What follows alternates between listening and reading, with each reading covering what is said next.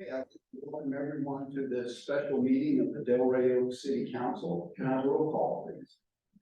Councilmember Ui, Present. Councilmember Howlett, Present. Councilmember Ragsdale Cronin, Present. Vice Mayor Shirley. Here. Mayor Donaldson. Here. Next is public comments. So public comment must deal with matters subject to jurisdiction of the city and the council that are not on the agenda. Anyone wishing to address the city council or matters not appearing on the agenda may do so now. The public may comment on any other matter listed on the agenda at the time that matter is being considered. There'll be a time limit of no more than 3 minutes. No action will be taken on matters brought up on this item, and all comments will be referred to staff. Any public comment? Seeing none, we'll move on to the only item that we have in new business, and that's to consider the 5th cycle housing element update to amend general plan and amend the municipal code to add an affordable housing overlay to define areas within former corridors within the city in order to meet the city's regional requirements under the 5th cycle housing element update. City Council will certify the environmental impact report prepared for this action under CEQA. So with that, I'll turn it over to the city manager or directly to the signal directly to Denise. Okay, Denise, it's all yours. Thank you, Mayor, members of the council, members of the public. My name is Denise Duffy. With here tonight is Assistant Planner Troy Lawson from DDA, he's Duffy Associates, and we're here to do a short presentation on the housing element and consider the actions, recommendations from the staff report. The housing element, we're going to do a brief overview, update a little bit on the background for those of the council members and public that have not yet understood the long history of the 5th cycle, and then talk about the consideration before you tonight, which is the housing element update, general plan, zoning amendments, and the EIR. There'll be opportunity for public comments before council consideration of the actions. Under 5th cycle, basic needs of a housing element are, we must have adequate zoning to meet, residential zoning to meet the needs of the regional housing needs assessment. There's goals and policies to accommodate the housing, and the housing element adoption does not require the city to provide funding or to build housing units. In this case, for 5th cycle, the city must plan for at least 86 units of affordable housing. And currently, there are not enough vacant residentially zoned sites within the city to meet those needs. So there is a requirement, as we found over the years, to rezone. The regional housing needs assessment is both 5th cycle and 4th cycle shortfall. This is the first time, December 2019 was the first time that the city adopted a housing element since the 1990s. At the time that the city adopted it in 2019, they had both 5th and 4th cycle shortfall. 4th cycle shortfall essentially means that you have to accommodate the low, very low income units that we didn't accommodate in the previous cycle. There is some history to both the housing elements and the sites inventory that I'd like to go over briefly. In terms of the housing element, the housing element was started in 2018-2019 for 5th cycle. There was also a housing element in 2003 that was drafted, and 2006. Each of those housing elements we were told by HCD was in substantial compliance once rezoning was accomplished. And that was the same thing that we were told in 2019. So the locations of HCD, Housing and Community Development Department of the state, have been looking at for housing. That's been consistent. It cites 1 and 1A formal corridor. That is also within our housing element for 5th cycle. When the housing element was approved in 2019, there was a lawsuit against the housing element and the action that was undertaken. There was a letter from November of HCD that identified that yes, you're in substantial compliance. Once you complete your rezoning, will be considered compliant. Unfortunately, there was a threat of a lawsuit, and the city determined that the approach would be to take away any rezoning actions. So this housing element, the 5th cycle update, puts those actions back in, and actually also you're considering tonight a rezoning action itself. So you're accomplishing 2 goals within this action tonight with the housing element. A little bit on the sites inventory. The process that began in 2019 has been reaffirmed over the years, also before the council on public workshops and city council, a number of meetings, over 2020, 2021, 22, and a couple of meetings again in March 2023, where March 16th specifically, we went back and said, okay, here's exactly the program revision, here's the sites. Please reaffirm this so that we can proceed with the housing element update. And there was also some time back in 2022 where the discussion about previous sites sites 2, 3, and 4 would not be accommodated because of the constraints associated with environmental constraints, etc. And there's a very large record on that. So also, the planning commission voted to recommend approval at their meeting in October of the actions before you tonight. The requirements for compliance is that the housing element must accommodate unaccommodated need and identify sites appropriately zoned or rezone the sites within the first year of a new planning period to meet unaccommodated need. Of course, because of the history, there has not been that jurisdictional element compliance within that first year. That's what we're trying to accomplish. Tonight we're going backwards to create the compliant, hopefully, housing element. The actions before you tonight: adoption of the housing element general plan, which is the general plan amendment. Also revisions to maps and text, adopting the housing element and zoning ordinance 50. That's the general plan amendment actions. One of the elements of the general plan is approval of the housing element. Thus, it's an amendment to the general plan. It's an element of the city general plan. Revisions to the land use designations of the general plans, adding an affordable housing designation and amending the map. And those are located. I'll go through the staff report and identify where those are in the staff report for attachments.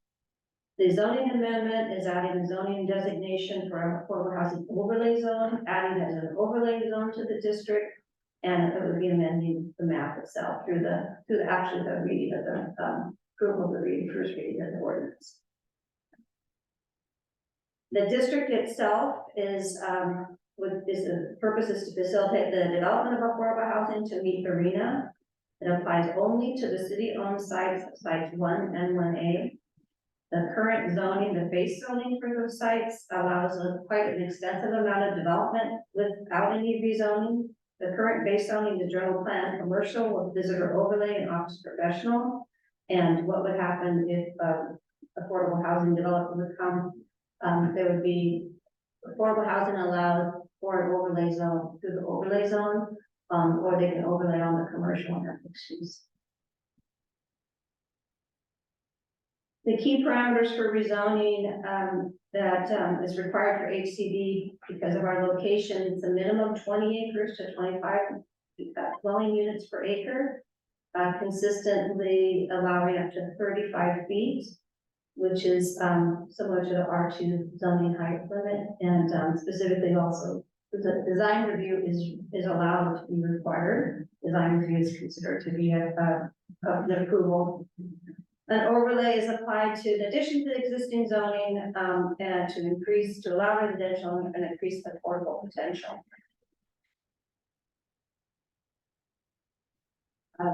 We talked before in our numerous other meetings regarding what's allowed into the existing zoning, but I think it's worthwhile understanding that the allowable uses are quite extensive in terms of what's already been considered and approved through the general plan in terms of land uses. And the amount of available land use was up to 419,000 square feet for office park commercial center, over 500 units of a hotel, about 155 acres of golf. Acreage is allowed under the general plan and zoning, and total commercial retail of 83,000 square feet. That was and is the existing general plan. That's the base zoning allowable. So you're looking at over 500,000 at least square feet of development. Whether there's any action at all tonight, or if there's anything that happens regarding sites 1 and 1A related to affordable housing. So the action that's really being considered tonight is not, is there going to be development on sites 111A? Is there going to be allowable residential development to meet your arena?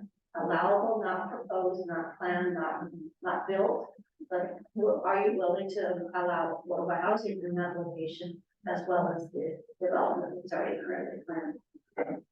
And so the actions before you is a resolution, and in your staff report, there's a staff report, and then the attachments of a resolution of approval, which would allow you to, if you approve it, would allow you to adopt the housing element update, fifth cycle, approve the general plan amendment, which is shown as an attachment A, exhibit A to the resolution as the map and text changes. And then you would also be approving certification of EIR with the mitigation monitoring and reporting program. So it's very important to note that there's a number of different mitigations that have been identified. This is a program EIR, meaning we're looking at the whole of the action, but there are future steps that would be occurring. It's usually done for a general plan type of a project when there's no development action plan. So the EIR evaluated and put in mitigations for what would happen if we don't know location of where these units would go. We can't identify if it would make any sense to do biological studies on over 250 acres. But we do say, if this happens, here's the requirements that you have to abide by with your application for. And that's what the mitigation monitoring plan does. In addition, you'll be looking at the zoning ordinance. The adoption of the zoning ordinance would provide the affordable housing overlay district, and that's in attachment B of your staff report. The EIR, it's important to understand the certification of an EIR, environmental impact report. The draft EIR is provided to provide the public with the information on the potential environmental effects of implementation of the fifth cycle housing. Implementing it essentially means you're adopting it. That's paper, that's not really having any physical impact on the environment. Your rezoning, again, is not making a physical impact on the environment. You're assessing the impacts of what could happen if you adopted the general plan, update the land use plan element, and you would allow affordable housing in addition to the other allowable uses on the site. So it's the environmental document that analyzes those effects and comes to the conclusion of levels of significant effects and mitigation, as is shown in the executive summary, which we've identified in their packet as well. The EIR was circulated for a 45-day public review period, and there were actually 6 comment letters received, submitted on the draft EIR, and we have provided a final EIR in your packet and then the planning commission packet, which responds to the comments consistent with CEQA. It's important to note that there's something called new information added to the EIR unless it's significant, unless the EIR is changed in the way that deprives the opportunity for the public to comment on a substantial adverse impact or a feasible way to mitigate them. The considered CEQA guidelines that that's not considered significant. So that's as shown in the findings of the EIR resolution. The EIR has been prepared to meet CEQA guidelines. The rule of adequacy general holds that an EIR can be certified. It shows a good faith effort at full disclosure with environmental information, provides sufficient analysis to allow the decisions to be made regarding the proposed project related to the environmental considerations. And so the council will be considering certifying the final EIR based on the recommendation from the planning commission. And at that point, you may, once you certify the EIR, you take action to approve, revise, or reject the project. It's important to note that though there was a lawsuit filed regarding the last action, was filed also related to the CEQA document that was prepared. The lawsuit that was filed identified that the CEQA document, which is an initial study negative debt prepared under CEQA for the fifth cycle housing amendment that the council adopted in December 17, 2019. The initial study negative declaration was, although it was a lawsuit was filed, the initial study stands as a negative declaration and then on the record because there is no lawsuit that came and said this is not adequate, so it is no longer I think Alex can say this better, but the initial study negative declaration is a secret document that's been incorporated by reference into the EIR and also provides further information regarding the analysis of the fifth cycle. Another piece of consideration is what has changed since the last time the council considered and approved the housing update for fifth cycle. Program A1 has changed. Program A1 before said we will possibly consider rezoning. It took the language of rezoning out. This language was put back in. And that's the change. It's very clear in the housing element that's been on the city website for fifth cycle, the 2023 fifth cycle housing element. It's been on the city website since April 2023.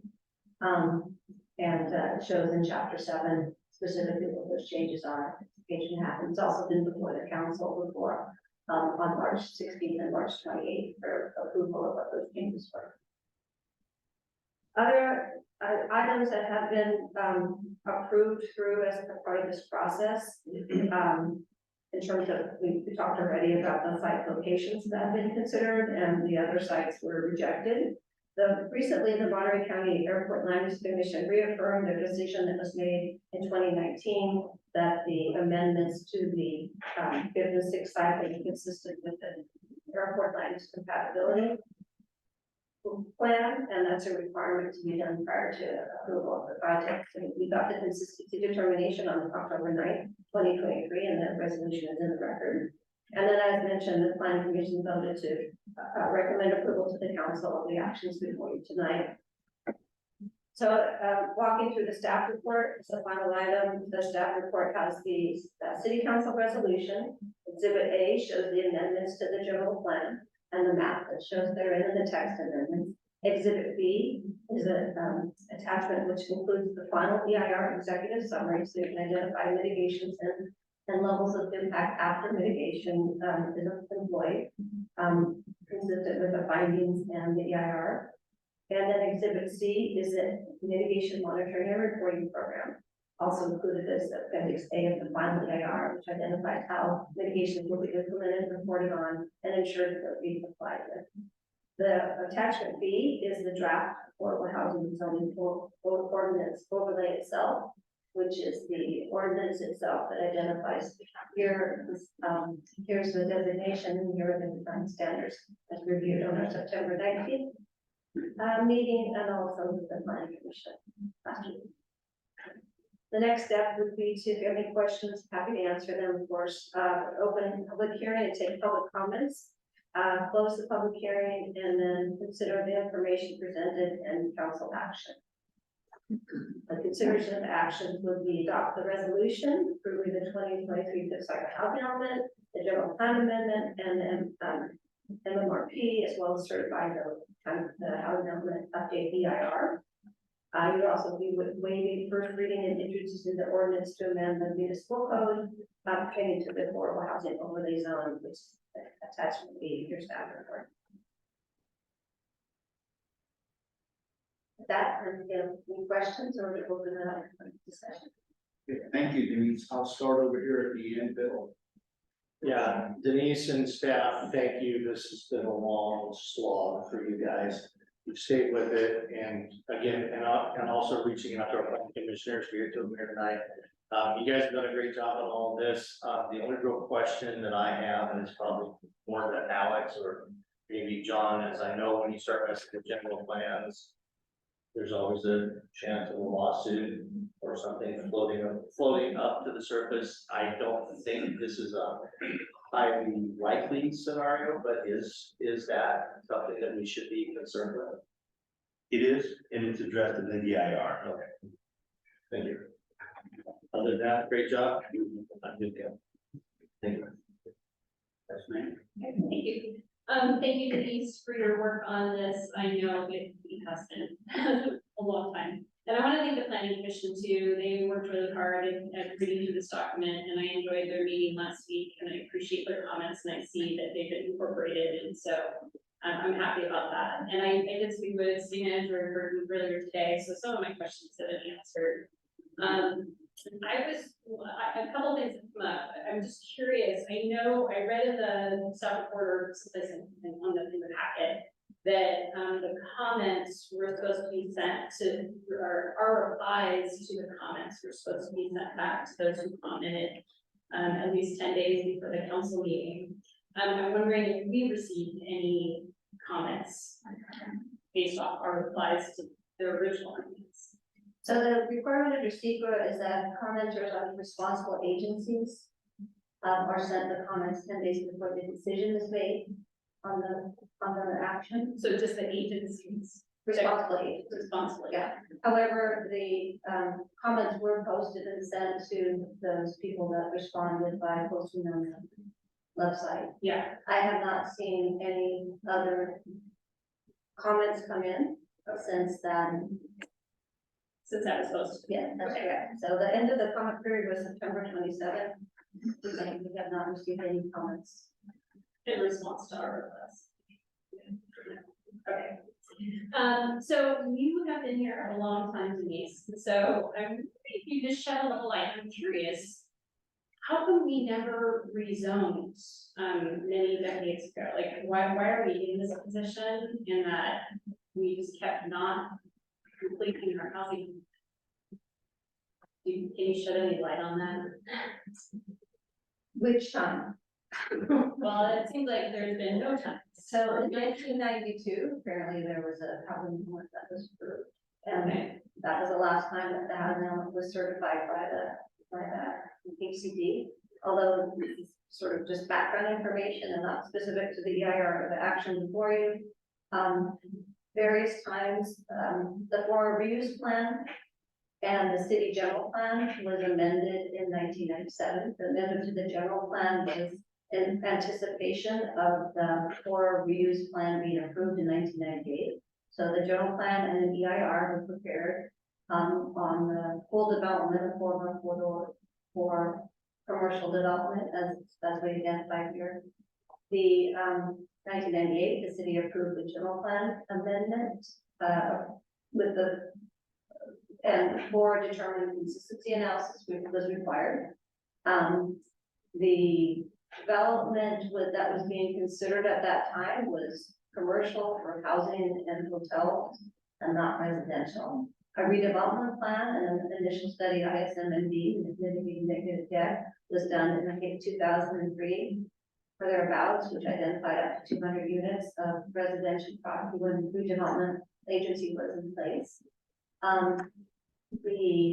That was certified. In 2003, we also wrote a draft initial study, mitigating negative debt on, and an updated housing element to show housing, and HCD, if I recall at that time, identified the sites 1 and 1A as we discussed before. That did not go forward, and I think there was, something that I don't remember why, but the city did not pursue that, or the document was drafted and written. In 2006, developer came forward and had a plan for 650 or so housing units out there, including affordable ones. And we wrote a series of legislative acts and an initial study mitigating negative debt. It's considered part of the record here. We're incorporating our reference. And never was certified. The initial study mitigating negative debt from 2006. However, it evaluated the change in the land use amendments, legislative act to amend the general plan, and also the housing update. At that time, before the planning commission and council, the environmental document went through a public review period, and it was determined by the city that they would prefer to look at the development holistically.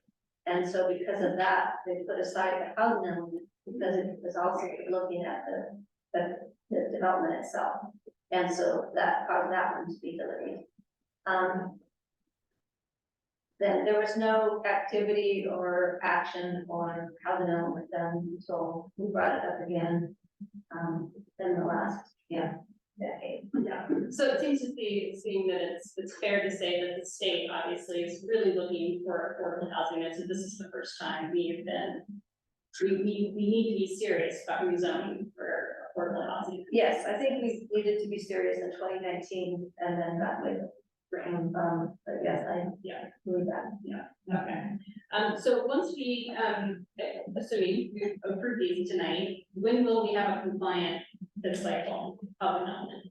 It's up to HCD, but it will go directly to HCD tomorrow. Okay, They can take up to a certain number of days, 60 days, but they've assured me that they'll be looking at this very quickly. okay, And they've been working very closely with us, and they also know that 6 cycle is coming around the corner. And they're also working with them on that, so we'll see 6 cycle very quickly. Yeah. And to- yeah, that was many of my questions, for Mr. Durkin was, how this relates to sixth cycle, so I know we'll have a lot of work moving forward, looking at programs, looking further at, how we're gonna accommodate for that sixth cycle, so I look forward to those discussions. Thank you. Sure. Thank you, Mayor Donaldson. I have absolutely no questions at this time. We have gone through this with a fine tooth comb. Your presentations, all the discussions, the meetings, workshops up until now have made the items for consideration abundantly clear. At this, we are in the 11th hour in timely fashion, and thank you for all your efforts, Denise Duffy and Associates.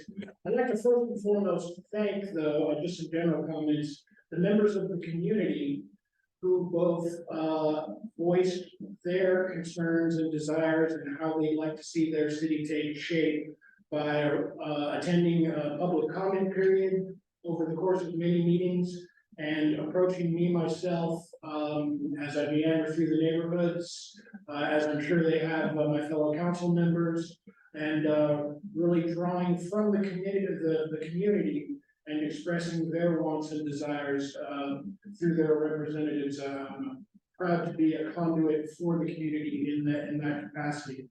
I'd like to thank Denise Duffy and Associates again. Thank you very much. This has been a long, arduous process.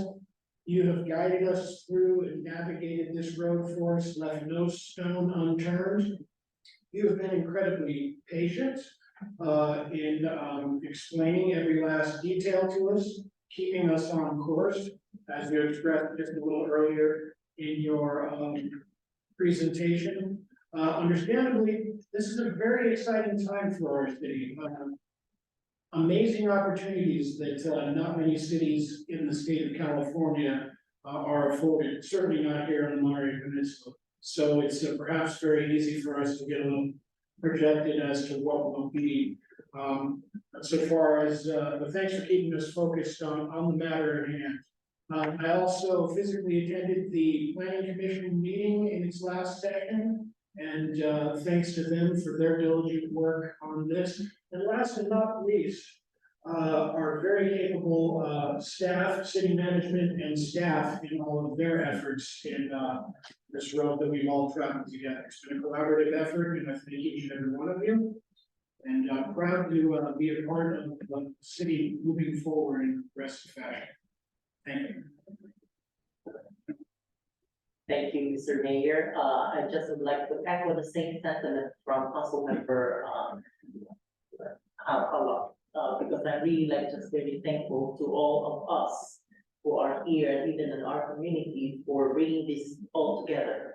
And I know that this is not an easy task, and we need to really to be collaborative on this. And I'm just happy that we're at the end of the tunnel. Okay, and I'm just very thankful that tonight we're gonna have a resolution to approve the cycle of our housing element.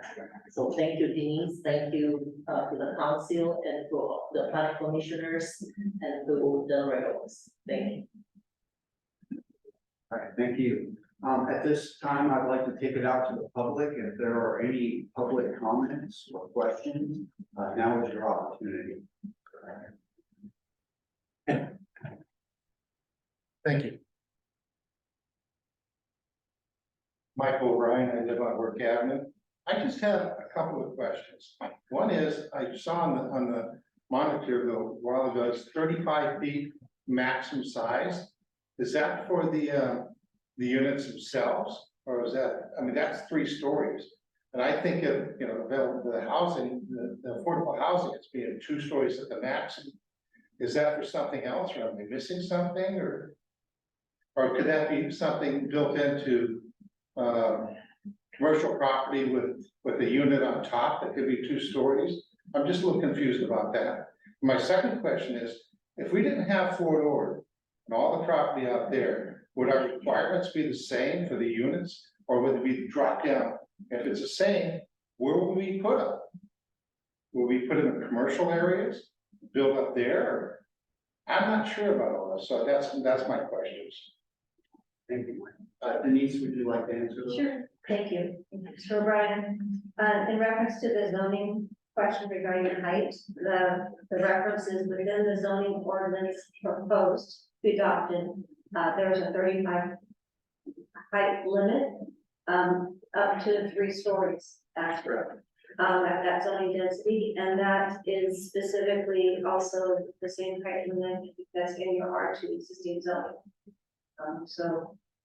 Also, in terms of the arena, the regional housing needs allocation that was provided from, it's given to the state and then aggregated by AMBAG, our local agency. And that number would still be the same. It's based upon a total number of need. It's not based upon how you can accommodate it.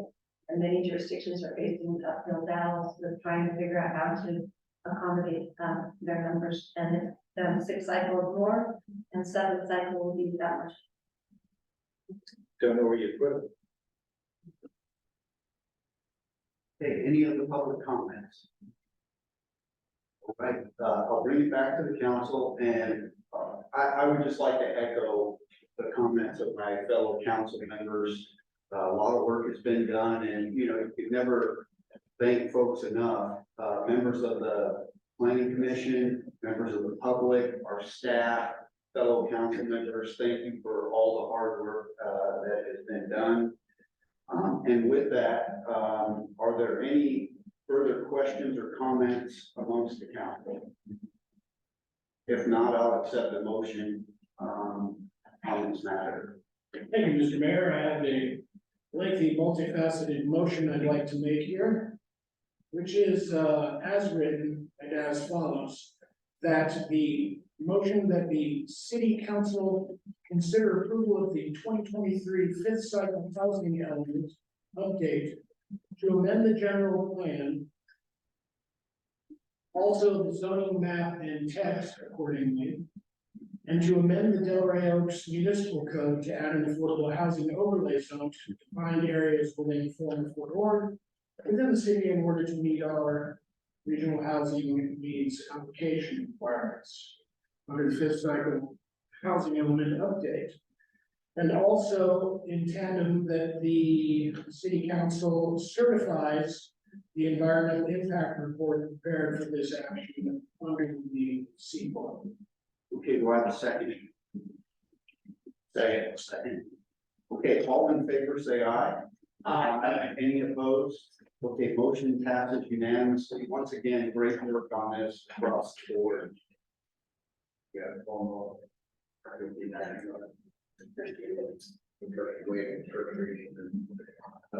sorry. Okay, can that be? Can I make a friendly amendment to my previous Sure. amendment to myself? Also that we waive the first reading and introduce an ordinance to amend the Delray Oaks Municipal Code, chapter 17.90 pertaining to affordable housing overlay zone. And direct that publication of the ordinance will be satisfied by publication of the summary approved by the city attorney. Okay, and a second with the amendment. Okay, by Councilmember Radka Cronin. All in favor, say aye. Aye. Any opposed? Opposed? Okay, it passes unanimously. On to our next item, which is our next meeting date, will be Tuesday, October 24th at 6 o'clock. And with that, we are adjourned.